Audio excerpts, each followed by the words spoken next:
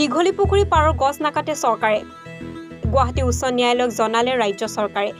দীঘলী পুখুৰী নুনমাটি উৰণ সেতু নিৰ্মাণক লৈ সৃষ্টি হৈছিল বিতৰ্কৰ। দীঘলী পুখুৰী পাৰৰ শতিকা পুৰণি গছ কাটিব বিচাৰিছিল চৰকাৰে। ইয়াৰ বিৰুদ্ধে গোচৰ ৰুজু হৈছিল উচ্চ ন্যায়ালয়ত। শপতনামা যোগে গছ নকটাৰ সিদ্ধান্তৰ কথা এতিয়া জনাইছে ৰাজ্য চৰকাৰে। সলনি কৰিব দীঘলী পুখুৰী নুনমাটি উৰণ সেতুৰ ডিজাইন। পুনৰবাৰ জনাইছো, দীঘলী পুখুৰীৰ পাৰৰ গছ নাকাটে চৰকাৰে। গুৱাহাটী উচ্চ ন্যায়ালয়ক জনাইছে এই কথা চৰকাৰে। দীঘলী পুখুৰী নুনমাটি উৰণ সেতু নিৰ্মাণক লৈ সৃষ্টি হৈছিল বিতৰ্কৰ। দীঘলী পুখুৰী পাৰৰ শতিকা পুৰণি গছ কাটিব বিচাৰিছিল ৰাজ্য চৰকাৰে। ইয়াৰ বিৰুদ্ধে গোচৰো ৰুজু হৈছিল উচ্চ ন্যায়ালয়ত। শপতনামা যোগে এতিয়া গছ নকটাৰ সিদ্ধান্ত গ্ৰহণ কৰিছে চৰকাৰে। সলনি কৰিব দীঘলী পুখুৰী নুনমাটি উৰণ সেতুৰ ডিজাইন।